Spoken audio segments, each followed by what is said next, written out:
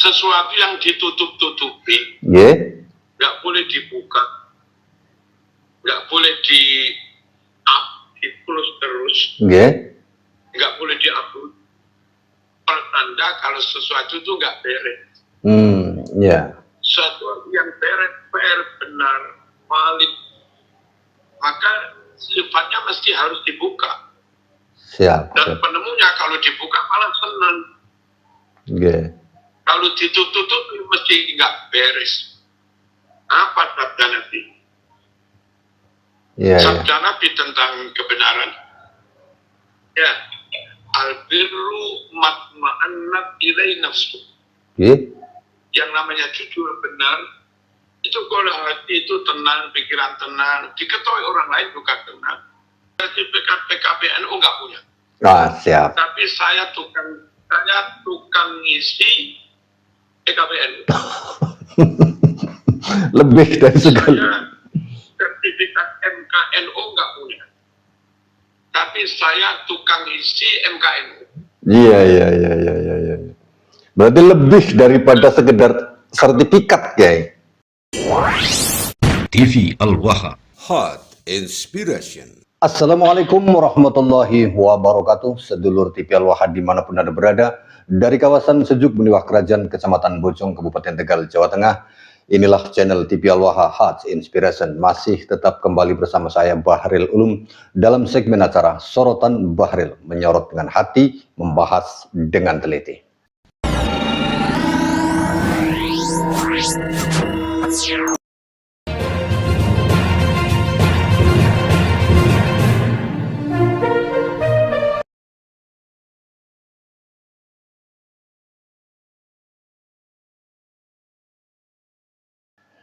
Sedulur TV Al-Waha, menjelang Muktamar PBNU, banyak hal yang terjadi yang tak terduga. Salah satunya adalah upaya penjagalan terhadap salah seorang yang dimungkinkan akan menjadi bakal calon ketua umum PBNU, yaitu beliau Kiai Haji Marzuki Mustamar. Dan alhamdulillah pada kesempatan kali ini saya telah terhubung dengan beliau, Mbah Kiai Haji Marzuki Mustamar. Kita akan ngobrol tentang hal tersebut. Sedulur TV Al-Waha, kita sapa terlebih dahulu. Assalamualaikum Mbah Kiai. Waalaikumsalam warahmatullahi wabarakatuh. Sehat semua keluarga Mbah Kiai pesantren? Ya, alhamdulillah sehat. Pangapunten Mbah Kiai. Kita masuk kepada rencana atau PBNU sekarang ini sedang bersiap untuk mengganti pengurus yang baru, di mana menjelang Muktamar ini banyak manuver-manuver yang terjadi. Namun sebelum itu saya ingin menanyakan terlebih dahulu bahwa beberapa hari yang lalu salah seorang pejuang kita, yaitu Gus Puja, baru saja meninggal dunia. Bagaimana kesan dan pesan jenengan terhadap Gus Puja, Kiai? Monggo. Gus Puja yang baru saja wafat, meninggal dunia. Siapapun yang mati dalam perjuangan membela kebenaran, melawan kebatilan, kepalsuan, sekalipun banyak pihak yang mengatakan yang palsu itu yang asli, yang palsu itu yang hak, maka yang husnul khotimah, yang fi sabilillah, tetap yang membela kebenaran, tetap yang membongkar kemungkaran, membongkar kebatilan, membongkar kepalsuan. Meskipun orang banyak yang nggak tahu menyebutnya mungkin su'ul khotimah, tapi husnul khotimah tetap yang membela kebenaran. Ulil haqqa walau kana murran, sampaikan yang benar meskipun pahit. Afdalul jihad kalimatu haqqin amama sultanin jahir. Jihad yang paling top itu tetap menyampaikan kebenaran meskipun berhadapan dengan penguasa yang zalim. Meskipun berhadapan dengan bupati, berhadapan dengan polres, berhadapan dengan jaksa, atau siapapun, tetap berani mengatakan yang sebenarnya, ungkap fakta data yang sebenarnya, apapun resikonya. Itulah afdalul jihad. bukan yang ngatok kepada penguasa zalim. Meskipun dibungkus dengan jubah dan dia yakin yang bela kebenaran itu yang fisabilillah. Meskipun banyak framing yang mengatakan bahwa meninggalnya Gus Buja itu sebagai sesuatu adab akibat sul adab kepada para habib gitu, Gus Kiai. Kalau mati akibat itu, kenapa nggak semuanya mati? Oh, siap. Ya, artinya terlepas dari itu, meninggalnya karena penyakit loh. Ya. Mohon umat pakai logika waras. Jangan pakai tatoyur. Tatoyur itu bagian dari jahiliyah. Ada orang kecelakaan bilang, "Woi, krono ono ulo lewat ngomong." Ada orang menikah nggak sukses, itu karena nikahnya di bulan Suro itu. Ya begitu itu tatoyur. Mencari kambing hitam. Bebaskan umat dari anggapan kepercayaan yang itu berlawanan dengan tauhid la ilaha illallah Muhammadur Rasulullah. Artinya meskipun ada framing seperti itu, kita tetap jalan, tidak akan takut. Kalau karena perjuangan ada yang mati, dulu sahabat Nun Sewu, perang Badar ada yang mati, perang Uhud ada yang mati, perang Hunain ada yang mati, perang Khandaq ada yang mati. Adakah orang akan mengatakan, "Lu kuwi pala Abu Jahal"? Ngono-ngono. Betul. Ya nggak mungkin dong. Kemudian ini Kiai, yang sangat penting bahwa menjelang Muktamar NU itu banyak pihak-pihak yang berusaha untuk menjegal panjenengan, Kiai. Bagaimana jenengan melihat hal ini, Kiai? Saya nggak tahu dijegal apa enggak. Iya. Terus saya nggak tahu rencana mereka. Apa mereka jegal saya apa enggak? Saya nggak tahu. Dan saya nggak tahu saya ini nyalon apa enggak. Iya. Sementara di akar rumput, Kiai, di akar rumput Nahdlatul Ulama itu kalau boleh dinyatakan mayoritas itu menginginkan atau menghendaki panjenengan bahaya itu bisa ada di PBNU sebagai Tanfidiah, Pak Kiai. Bagaimana jenengan secara pribadinya? Saya dari dulu tetap khidmah. Sebelum di PWNU, saya sudah khidmah di mana-mana. Iya. Membantu perjuangan NU, membantu yatim, membantu pendirian pondok masjid, lalu jadi ketua PWNU, lalu berhenti dan tetap khidmah, tidak berhenti. Lalu soal keinginan akar rumput, monggo, kami tentu berterima kasih kalau akar rumput punya kepedulian. Tapi kita juga tahu bahwa akar rumput itu enggak ngefek di muktamar, enggak ada pengaruh di muktamar. Maka saya nggak perlu PR kegedean rosok gara-gara ada akar rumput yang mendukung saya. Yang punya hak suara itu PC atau PW. Akar rumput itu hanya bisa berteriak, hanya bisa bersuara, hanya bisa nyun sewu, mungkin nulis-nulis di grup GWA. Tapi muktamar yang nggak ada apa. Kecuali kalau akar rumput itu mengkonsolidasikan keinginannya, lalu menitipkan itu kepada kiai besar setempat, lalu kiai besar setempat yang kebetulan ketua MWT atau kiai berpengaruh menyampaikan itu, meyakinkannya kepada PCPD, lalu PCPD membawa aspirasi itu dalam muktamar. Kalau misalnya seperti itu, maka suara akar rumput itu juga berdampak di muktamar. Tapi kalau itu nggak dilakukan dan rupa-rupanya juga nggak mungkin dilakukan, maka saya nggak akan terpengaruh dengan suara apapun. Meskipun 80% akar rumput misalnya menginginkan, saya tetap tenang, nggak merasa kepingin nyalon atau dicalonkan, juga nggak GR. Saya tetap marzuki ke sana kemari ngajar, kadang juga nulis kitab sebisa-bisanya, kadang juga ceramah kemana-mana, kadang ikut membantu yayasan untuk bisa berdiri, dan begitu bantu anak-anak miskin bisa kuliah gratis, itu aja. Ya. Pokoknya kami tetap hikmah ya. Kemudian gini Kiai, untuk berkhidmah di NU berbeda dari zaman dahulu ketika saya ada di IPNU, dari mulai IPNU sampai di NU sendiri.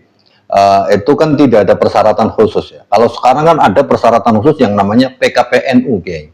Bagaimana Kiai memandang hal tersebut Kiai? Itu kalau secara legal formal urusan dan kewenangan PBNU. Tapi kalau saya sebagai pribadi yang nggak ada kaitannya dengan struktur NU, boleh bersuara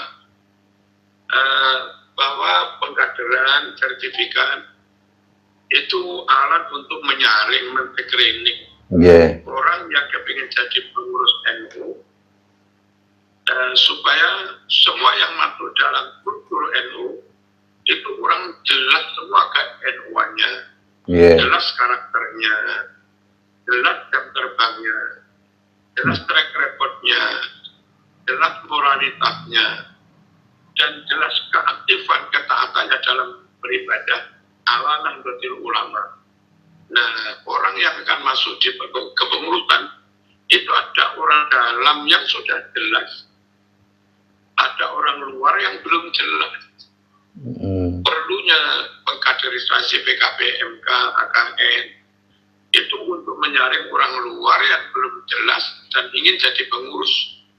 Untuk menjamin benar-benar jelas kader NU, maka disaring pakai kaderisasi.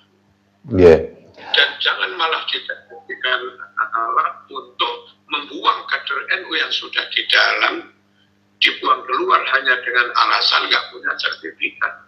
Ini namanya alat penyaring itu untuk nyaring orang luar masuk. Bukan untuk alat untuk mengeluarkan orang yang sudah di dalam. Kalau yang sudah di dalam dari dulu dipenuh, dari dulu Ansor, dari dulu Santri Lirboyo, Ploso Saran, jelas ke NU-nya, kiprah mulai ranting MWD, nggak pernah ada masalah, dedikasinya luar biasa, pengorbanannya luar biasa, track recordnya nggak ada cacat di NU. Ngapain yang kayak begini disaring-saring lagi? Betul. Kayak begini harus pakai sertifikat lagi. Betul Kiai. Itu untuk menyaring orang luar supaya tersaring yang akan masuk tersaring. Apa untuk jadi alasan untuk membuang orang dalam yang bukan koloni. Dan hati yang berbicara. Ketulusan yang bisa menjawab. Teman saya sendiri misalnya itu jadi alat untuk membuang kader asli. Alasan nggak punya selembar sertifikat itu. Gus Salam nggak punya. Akankah Gus Salam nanti juga nggak bisa masuk? Gus Kausar nggak punya. Akankah Gus Kausar nggak bisa masuk? Gus Wahyu Lirboyo, Gus Faruk nggak punya. Akankah nggak bisa masuk? Namun Sewu, ya Kapati mungkin juga nggak punya. Bayi Huda mungkin juga nggak punya. Akankah beliau nggak bisa masuk? Kiai Daim Lasem mungkin juga belum ikut pengkaderan. Karena programnya baru ya. Juga belum ikut pengkaderan itu. Akankah beliau nggak bisa masuk dalam kepengurusan? Hanya nurut di aturan yang jadi pengurus harus punya sertifikat. Mosok berkiprah, ber-NU, berkorban, berkhidmat bertahun-tahun, kalah dengan sertifikat yang diraih dalam sertifikat untuk badan. Itu pun kadang mampu, itu pun kadang absen, itu pun kadang jarang masuk bayar. Kami mohon semuanya tulus. Betul. Mbak Hasim tahu loh, Mbak Hasim itu wali. Tapi ada persoalan gini Kiai. Kemarin beberapa bulan yang lalu itu dilaksanakan PKPNU di MWC Kecamatan Bojong, Kabupaten Tegal Kiai. Mentornya itu justru memulainya dengan tawasulan habaib, Kiai, sampai ke Pakih Mukodam dan lain sebagainya. Lah ketika diprotes tidak ada jawaban sama sekali, kemudian jamaah ya peserta PKPN itu turut mengikuti saja. Sementara di antara peserta PKPN itu sudah tidak mau lagi tawasulan kepada sampai ke Pakih Mukodam itu kan. Menurut jenengan gimana tuh? Sehingga saya berpikir ini jadinya kok PKPN ini dijadikan sebagai alat doktrinasi oleh kelompok habaib, Kiai, karena mentornya di situ para mukibin kayak gitu. Menurut jenengan gimana, Kiai?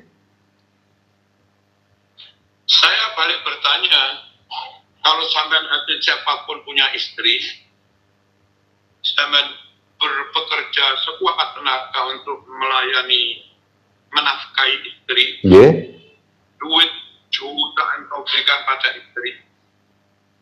Lalu setelah istri itu menerima itu semua dan dimintakan melayani suami, melayani orang lain.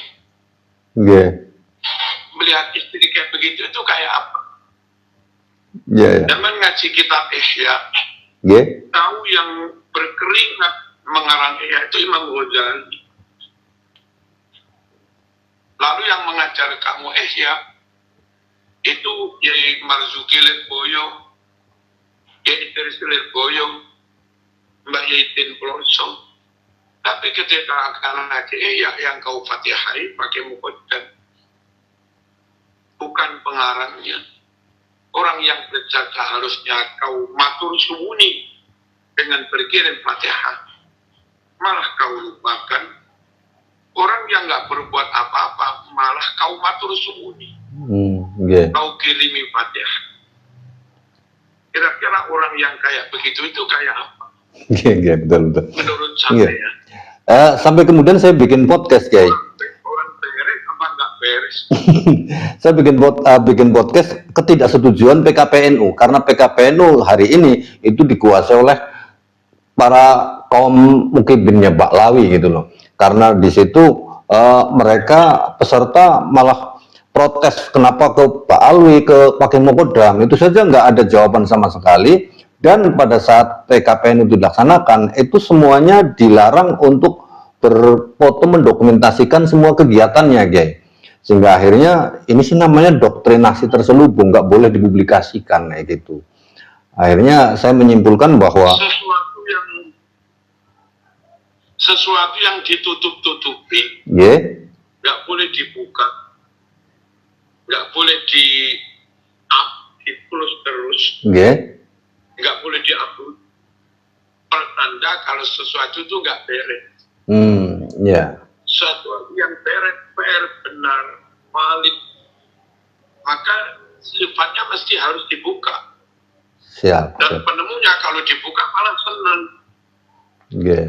Kalau ditutup mesti nggak beres. Apa sabda Nabi? Sabda Nabi tentang kebenaran. Ya, albirru matma'annat ilai nafsu. Yang namanya jujur benar, itu kalau hati itu tenang, pikiran tenang, diketahui orang lain juga tenang. Wal ismu maha kafitotri bakarista anjat paling alaihin nas. Barang bohong, palsu, khurafat, gak beres, itu barang yang kau khawatir kalau jangan-jangan konangan orang lain, ketahuan orang lain. Dan kalau berusaha menutup-nutupinya, jangan sampai ketahuan orang lain, itu mesti nggak beres. Kalau memang yang terjadi di PKP itu barang beres benar, di-upload, diunggah, dibuka, kalau kami benar. Harusnya teman-teman yang jadi instruktur atau apa, ayo entertainment. Tapi faktanya seperti itu, Kiai. Jadi jawara. Ya, faktanya bahwa mentornya itu nggak boleh mempublikasikan, peserta nggak boleh selfie atau mendokumentasikan acara PKPN itu. Makanya saya curiga jadinya. Ya, berarti sesuai dengan yang Yai. Kalau ukurannya ukuran dari Nabi, Nggih. itu tanda sesuatu itu benar, dibuka pun tenang. Nggih. Kalau dibuka nggak berani, tanda itu ngoben. Nggak beres, nggih. Berarti PKPN nggak beres ini. Nggih. Kemudian perkara mereka punya tol ukur lain, ya sudah terserah. Nggih. Kemudian gini, Jay, ada framing yang mengatakan bahwa dalam muktamar PBNU, Kiai Haji Marzuki Mustamar tidak akan bisa mencalonkan diri karena diduga tidak memiliki sertifikat PKPNU. Sementara tadi Mbah Yai sudah menjelaskan bahwa PKPN itu adalah saringan untuk orang luar. Saya sangat setuju itu. Secara pribadi berarti jenengan sendiri, kalau saya meyakini nggak mungkin Mbah Yai Haji Marzuki Mustamar itu nggak punya PKPNU. Beliau sudah jadi ketua PW gitu kan. Tapi tadi jenengan menjelaskan seperti itu. Sertifikat PKPNU nggak punya. Nah, siap. Tapi saya tukang ngisi PKPNU. Lebih dari segala. Saya sertifikat MKNU nggak punya. Tapi saya tukang isi MKNU. Iya. Berarti lebih daripada sekedar sertifikat, Kiai.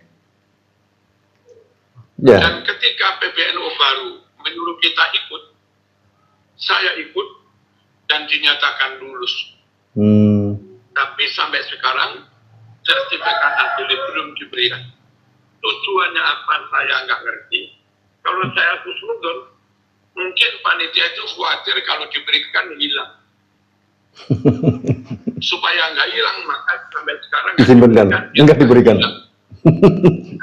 Husnudon saya begitu. Oh, itu kira-kira bisa jadi salah satu upaya untuk menjaga jenengan, Kiai. Bagaimana menurut jenengan? Saya nggak mau suudon. Gini. Husnudon itu ya setengah wali dan Gusti Yahya ya setengah wali. Baru setengah ya. Kilo Islam. Bisa sudah wali kutub, kami nggak tahu. Kami mending husnudon aja.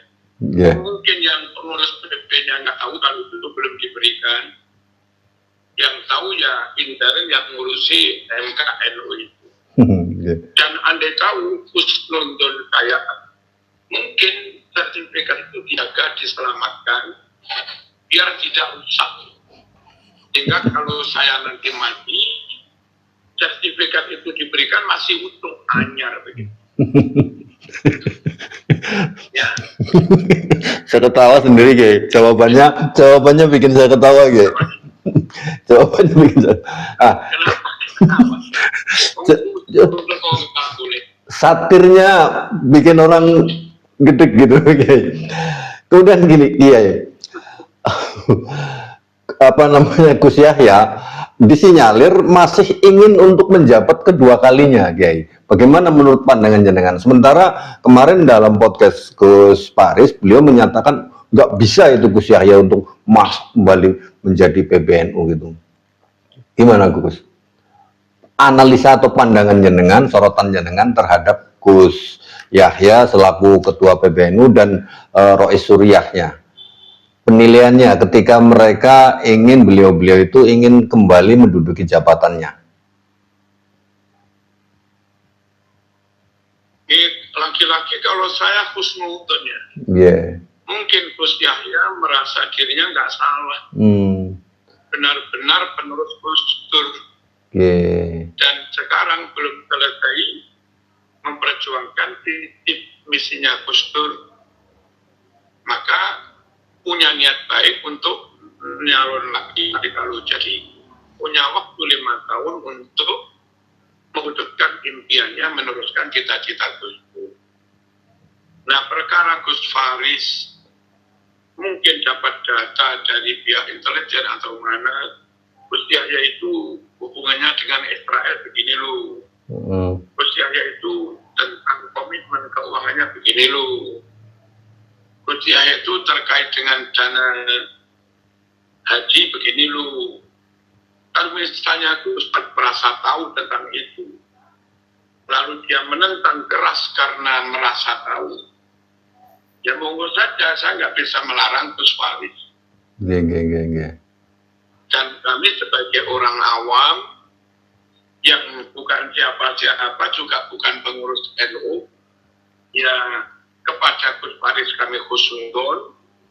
Gus Faris telah menentang mungkin dari intelijen dari mana-mana, Gus Faris juga atur bahwa ada kemungkinan Gus Faris tahu hubungan Gus Yahya dengan Israel itu kayak begini, hubungan Gus Yahya dengan Holland Taylor itu kayak begini, hubungan Gus Yahya dengan Ron Sewu kayak begini, terus keterkaitan Gus Yahya dengan adiknya menyangkut masalah dana haji itu begini. Bisa jadi Gus Faris tahu, makanya dia menentang jalan. Dan itu juga ikhtiar Gus Faris ingin menolak kemungkaran kalau memang itu mungkar. Nah kami yang dari jauh nggak tahu apa-apa. Yang ini saya husnuzoni, yang ini ya saya husnuzoni. Jadi kesimpulannya bahwa jenengan memang benar sampai hari ini belum memegang sertifikat, tapi justru menjadi pengisi dari acara PKPNU gitu ya. Ini untuk menjawab framing atau ucapan-ucapan, upaya-upaya video-video yang tersebar di medsos dalam rangka mendiskreditkan panjenengan, Kiai. Sudah disimpulkan dalam. Saya nggak sakit hati kok. Moga aja orang bilang pada saya tentang apa. Cuma karena nanti dihisab, yang nggak tahu nggak usah ngomong. Nanti di akhirat dah hisab lu. Ma yalfidhu min qawlin illa ladayhi raqibun atid. Setiap lafaz ucapan yang kau ucapkan tanpa bertanggung jawab, awas dicatat malaikat raqib atid. Yang kelak di akhirat jadi laporan, kita nggak bisa lagi mengelak. Lisan dibungkam, tangan kaki yang berbicara. Al-yawma naftimu ala afwahihim wa tukallimuna aydihim. Kaki jadi saksi. Wa tashhadu arjuluhum bima kanu yasifun.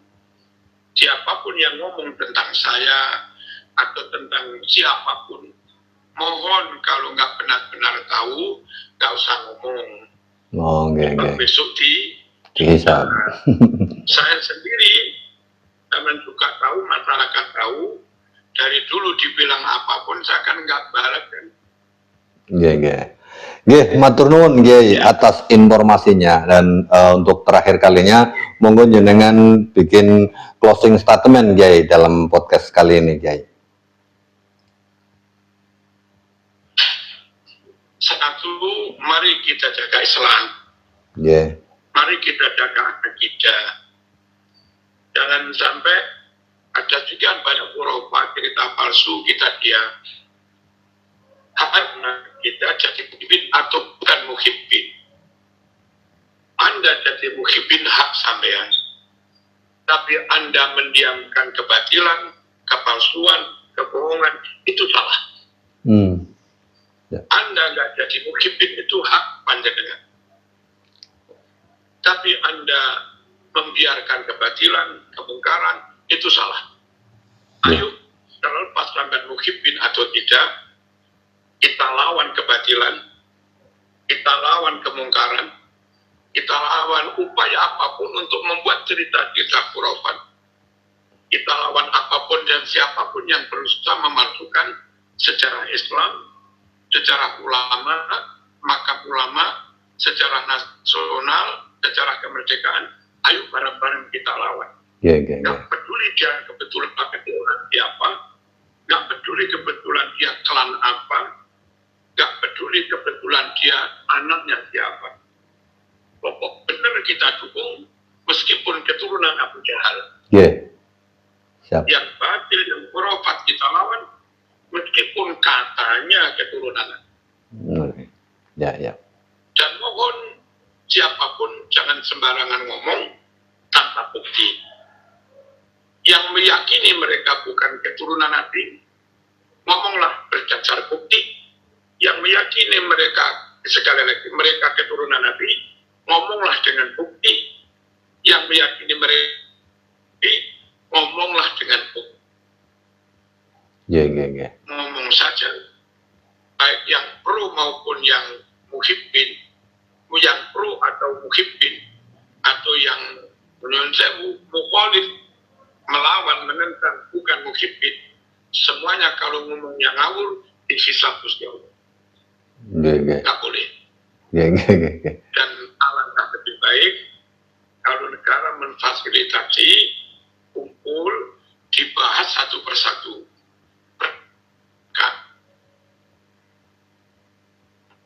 Mana makam asli, mana makam palsu, disahkan dalam lembar negara, lalu bareng-bareng masyarakat semuanya membongkar makam yang palsu itu tanpa ada kebencian pada kelompok. Lalu berikutnya sejarah kemerdekaan, Diponegoro itu siapa, Haji Agus Salim itu siapa, Merah Putih itu jasanya siapa, dan macam-macam.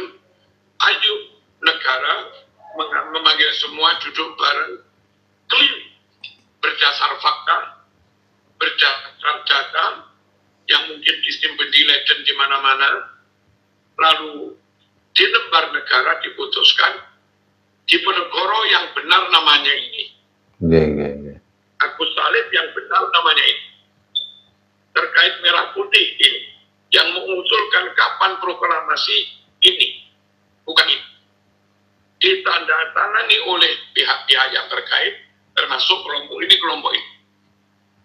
Dan berikutnya soal nasab. Ayo kumpul bareng.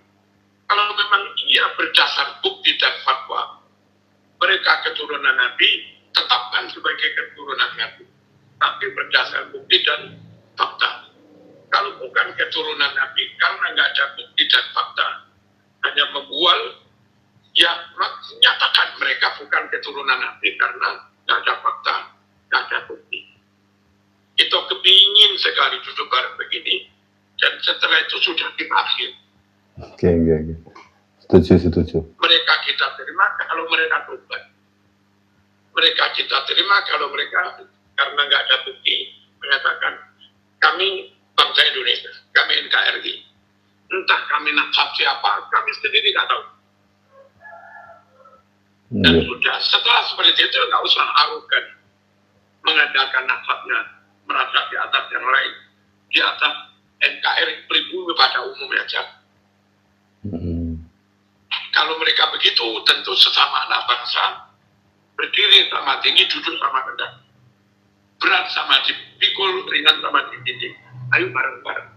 Tapi setelah clear, setelah bertaubat, dan setelah penceramaan itu semuanya bareng-bareng mencabut ceramahnya dan menyatakan itu bohong. Kami minta maaf, kami nggak ulangi lagi. Kalau itu bisa clear, ayo kita duduk sebagai bangsa dari manapun asal usul. Semuanya NKRI harga mati. Harus ada sidang. Setuju begitu? Siap. Cocok banget nih Gey. Setuju sekali saya.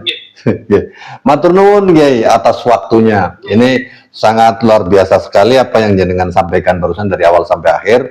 Terima kasih atas waktunya untuk mengklarifikasi banyak hal yang bertebaran di medsos terkait jenengan dan PBNU. Termasuk Gus Puja tadi. Terima kasih atas waktunya. Mohon maaf Kiai atas segala kesalahan kata dan kalimat. Selamat siang, selamat sore. Assalamualaikum Kiai. Sehat selalu Kiai.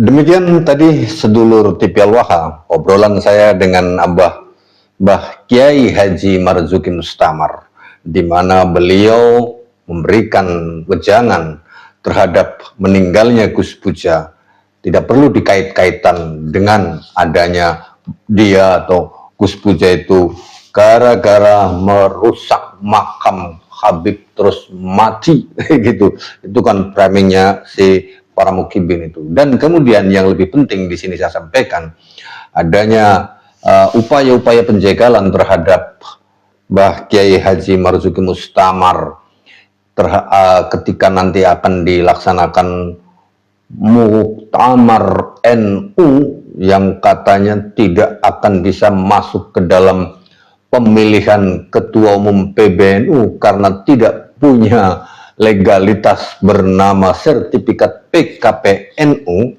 Jawabannya sangat dalam. Beliau Kiai Haji Marzuki Mustamar memang sampai hari ini tidak pegang yang namanya sertifikat PKPNU. Meskipun beliau sudah mengikuti semua persyaratan itu, tapi sertifikatnya sampai hari ini tidak diberikan. Dan beliau berhusnudzon bahwa sertifikatnya dijaga oleh PBNU. Tujuannya apa? Nggak jelas. Tadi saya satirnya betul-betul mengena banget itu ya. Bahkan Mbah Kiai Haji Marzuki Mustamar mengatakan meskipun tidak memiliki sertifikat PKPNU, tapi semua orang yang mengikuti PKPNU yang memberikan mentor atau memberikan materi-materinya adalah beliau sendiri, Kiai Haji Marzuki Mustamar. Bagaimana, Saudara TV Allah? Terima kasih Anda telah bersama saya, Bahril Ulum, di program podcast TV Al-Waha. Saya, Assalamualaikum warahmatullahi wabarakatuh.